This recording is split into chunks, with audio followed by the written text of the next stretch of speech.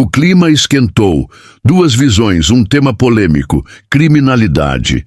De um lado, uma feminista da direita, do outro, uma feminista da esquerda. Quem tem os melhores argumentos? Quem está com a razão? Curta, comente e compartilhe. Assista agora e tire suas próprias conclusões aqui no canal Cortes para todos os gostos. Vamos ao vídeo!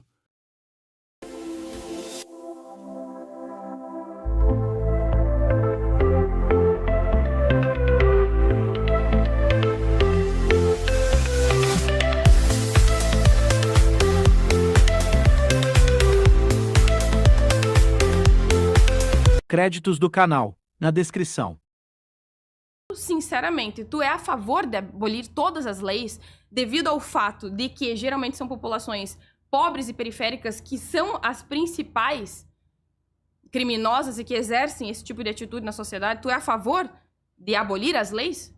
Sou a favor de acabar com a Constituição burguesa e construir uma nova Constituição num Estado operário que reflita os interesses de classe da classe trabalhadora e não mais da burguesia. Tá, e o que aconteceria com essas pessoas que continuariam exercendo furto, por exemplo, latrocínio, independentemente do tipo de regime instituído? O que se faria com essas pessoas?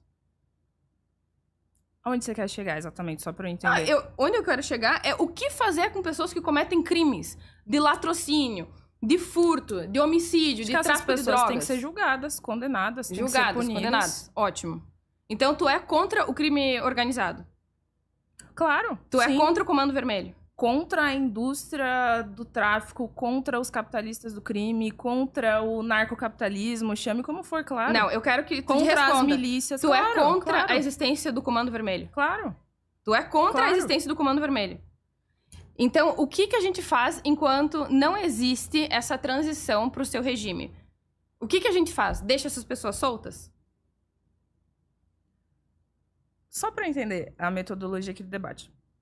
Você vai ficar fazendo algumas perguntas para eu te responder? Você vai entrar no conteúdo do que eu falei? Eu preciso entender, porque não tem como a gente avançar se a gente não sabe exatamente qual é o tipo de modelo que tu defende que é ou não concreto. Eu posso explicar se você quiser. Porque tu acabou de dizer o seguinte, que a lei anti-Oruan ou determinadas leis servem para punir ou perseguir populações periféricas, geralmente jovens negros e pardos. Mas isso serve para inúmeras outras leis. A questão é o que fazer com essas pessoas que cometem esses crimes hoje. Vamos considerar que hoje, na realidade, que já está posta na nossa realidade, aqui na nossa frente, se uma determinada pessoa comete latrocínio e ela é pobre, ela é periférica, ela é negra ou parda, o que a gente faz com essa pessoa de acordo com o seu critério moral, caso ele fosse instituído agora, mas dentro desse sistema? Eu acho que uma pessoa que cometeu um crime precisa ser punida. Mas, não sei, não tô entendendo exatamente aonde você quer chegar, porque, de novo, eu não vou transformar isso num debate sobre o Oruan. Não vou mesmo. Mas eu não tô falando especificamente dele, eu tô falando de uma pessoa geral. Mas, sim, claro, evidente. Nós achamos que tem que combater todas as expressões de ataque ao direito das pessoas, inclusive expressões machistas, racistas, tem que punir pessoas, tem que punir criminosos, etc. Agora, para a gente realmente refletir sobre o combate ao tráfico a fundo, você é a favor da expropriação dos bancos?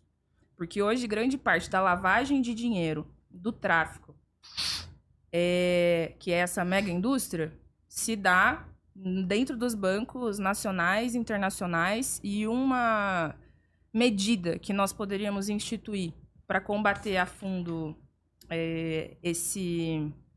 essa mega estrutura, essa multinacional do crime, digamos dessa maneira, seria a gente expropriar os bancos. Você é a favor disso? Não. Na verdade, eu sou a favor que hajam muito mais bancos para que eles possam competir entre si. Mas eu vou tentar manter a atenção em relação a diferenciar o que é repressão e o que é combate ao crime organizado a médio e longo prazo. Porque, ok, nós precisamos da repressão. Uma das formas seria sufocar através de promoção do crime organizado através do subsídio do Estado, certo? Essa seria uma forma de repressão. Mas repressão não é o suficiente, ok. Outras formas de repressão seria, enfim, uma justiça realmente bem mais punitiva. Por exemplo, chegaram a perguntar para líderes do crime organizado sobre como combater ou desestimular, dissuadir a prática do crime para esses líderes do crime organizado. Eles disseram ou prisão perpétua ou pena de morte. Aparentemente, nada disso está funcionando. E é engraçado porque mesmo quando uma pessoa está presa, ela ainda continua liderando o crime organizado. E aí a gente se pergunta o que fazer com essas pessoas, não é mesmo? Existem outras formas de sufocar o crime organizado e reduzir as incidências de crime. Por exemplo, iluminação nas ruas. Inclusive, é por isso que eles dão tiro nos postes. Nós temos também educação e escola integral. Também descentralização de moradores de rua, porque isso também facilita a concentração de motins e, portanto, cometerem assaltos, furtos. Também facilita para ser um ponto de droga.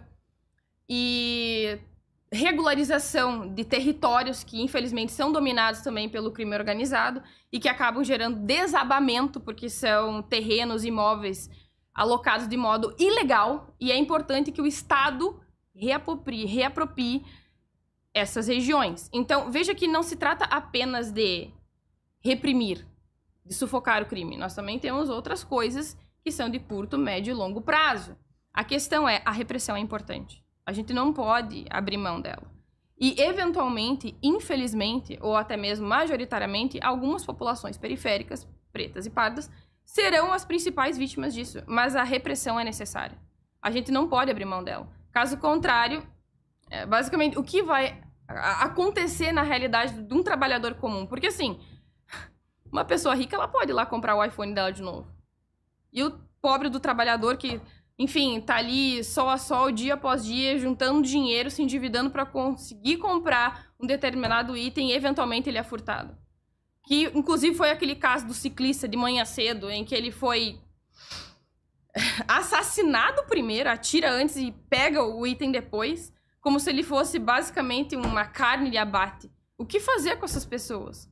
Tu é a favor das saidinhas? Tu é a favor da pena justa? Não sei o que tu pensa disso. Tu sabe do que se trata?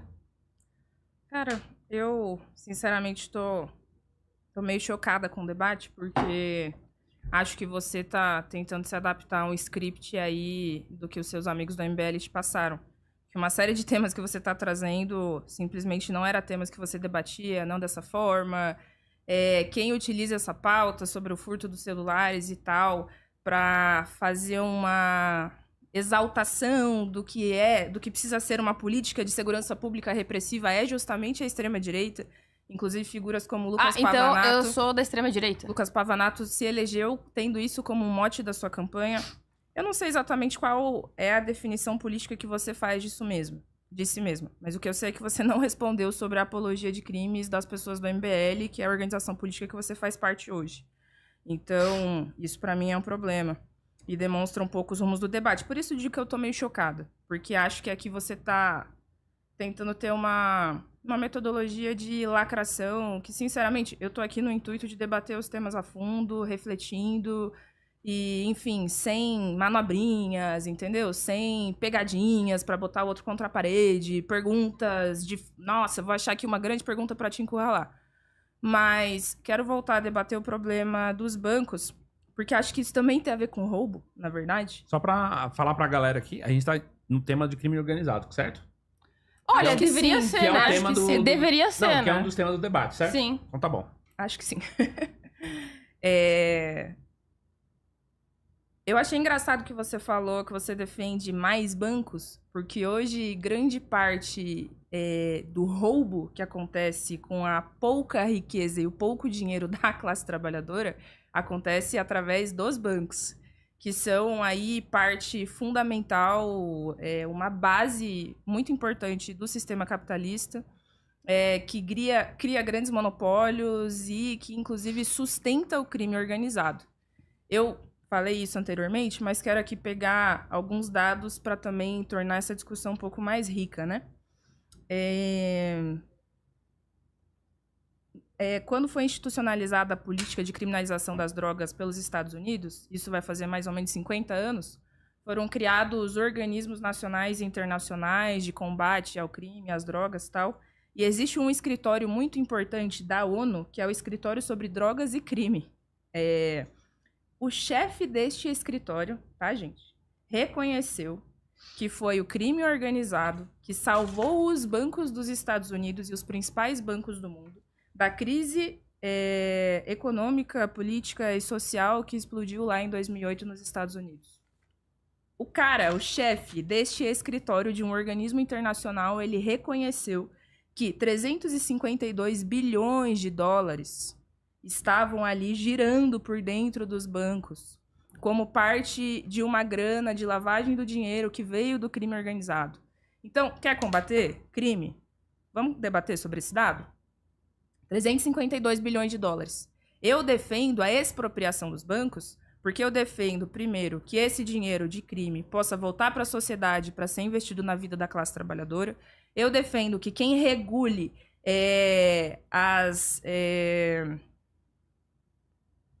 como é a palavra? Normas financeiras? Isso, as normas financeiras, as operações bancárias, etc., seja o próprio Estado, mas o Estado não capitalista burguês como é hoje, mas organizado como resultante da organização da classe trabalhadora em conselhos populares, que dite o funcionamento de toda a sociedade, inclusive do banco, que seria um banco nacional, nacionalizado, e cuja riqueza o dinheiro do banco estaria voltado a você investir na sociedade. Veja, 352 bilhões de dólares. Eu acho que nós podemos debater sobre o problema dos celulares, porque eu acho que é um problema real. Inclusive, é uma merda você ser um trabalhador, você comprar lá o seu celular parcelando em 10, 12 vezes. A gente sabe essa situação é muito difícil. E aí, de repente, você tem celular furtado, etc. E os bancos não facilitam a sua vida para você conseguir crédito. As empresas te roubam, enfiando a faca dentro do peito da classe trabalhadora com os preços abusivos. O Estado te rouba com os altos impostos. E veja, várias tipificações de roubo que não são exatamente reconhecidas como roubo dentro das leis e da democracia burguesa, mas que no nosso entendimento classificam como roubo também. E nós estamos a favor de encarar este roubo de riquezas fenomenal a fundo e tirar da mão dessa máfia dos magnatas do crime, das máfias das empresas, dos grandes monopólios internacionais. Nós queremos 352 bilhões de dólares investido na vida da classe trabalhadora. E isso é o dado que se sabe sobre parte dos principais bancos dos Estados Unidos. Imagina o tanto de dinheiro que não existe por aí que poderia estar servindo para melhorar a vida das pessoas. E aí sim, para promover políticas reais de igualdade social, para promover mais educação, para que você possa tirar de fato pessoas em situação de marginalidade desta condição social, etc. Enfim, essas são as ideias que eu defendo.